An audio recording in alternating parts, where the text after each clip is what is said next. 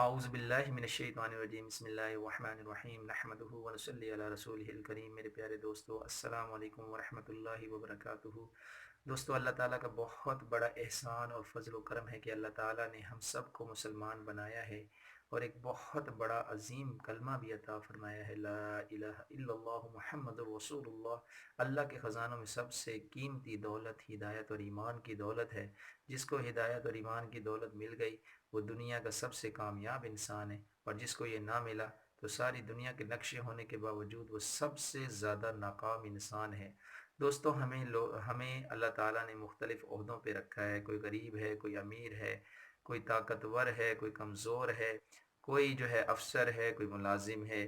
یہ سب اللہ تعالیٰ ہی کے دیے ہوئے عہدے ہیں اور ان کو اللہ تعالیٰ ہی کی طرف سے سمجھنا چاہیے۔ یقینی طور پہ میرا کوئی کمال نہیں، اللہ تعالیٰ ہی کی طرف سے اللہ تعالیٰ کی تقسیم ہے۔ اگر اللہ تعالیٰ نے مجھے کسی بڑے عہدے پہ رکھا تو بھی اللہ تعالیٰ کا میں شکر ادا کروں، اللہ نے مجھے چھوٹے عہدے پہ رکھا تو بھی اللہ تعالیٰ کا شکر ادا کروں، اور جس حال میں بھی میں ہوں، ہم یہ سب کے لیے بات ہے، میرے سے مقصد جو ہے ہم سب ہیں کہ میں جس حال میں بھی ہوں اللہ تعالیٰ کا شکر ادا کروں، اور اپنے جو اختیارات اللہ نے مجھے دیے ہیں، جو بھی اختیارات دیے ہیں وہ میں لوگوں کے فائدے کے لیے استعمال کروں، لوگوں کو بے جا نقصان نہ پہنچاؤں، ظلم نہ کروں۔ اللہ تعالیٰ کو ظلم کرنے والے لوگ پسند نہیں ہیں، اللہ تعالیٰ کو ظلم کرنے والے لوگ پسند نہیں ہیں جو اپنے اختیارات کو ناجائز طور پہ استعمال کرتے ہیں۔ اللہ تعالیٰ سب سے بڑا رحم کرنے والا ہے، اور اللہ تعالیٰ یہ چاہتا ہے میرے بندے بھی آپس میں رحم دل ہوں، ایک دوسرے کا خیال رکھیں، ہمدردی کریں۔ اور اللہ تعالیٰ یہ بھی فرما رہا ہے کہ جس کا مفہوم ہے کہ تم آسمان، یعنی کہ تم زمین والوں پر جو ہے وہ تم رحم کرو، آسمان والا تم پر رحم کرے گا۔ تو ایک انسان کو جو ہے سب سے زیادہ یہ ہے کہ میں اور آپ اللہ ہی کے خوف، اللہ کی محبت میں کام کریں، کسی دنیا والے سے نہ ڈریں، کسی دنیا کے افسر سے، کسی دنیا کی بڑی سے بڑے بادشاہ سے ہم بالکل خوف نہ رکھیں۔ جو بھی ہم کام کریں صرف اور صرف اللہ تعالیٰ ہی کی رضا کے لیے، اللہ تعالیٰ کی محبت میں، اللہ تعالیٰ کے خوف میں کریں۔ جس بھی شعبے میں جائیں، سارے شعبے اللہ کے بنائے ہوئے، جس شعبے میں جائیں محنت کریں، اللہ کی رضا کے لیے کام کریں، دین اور دنیا دونوں کے اعتبار سے ترقی کریں اور اللہ کو راضی کریں، اور جو ہے وہ ایک دوسرے پر ناجائز ظلم و زیادتی نہ کریں۔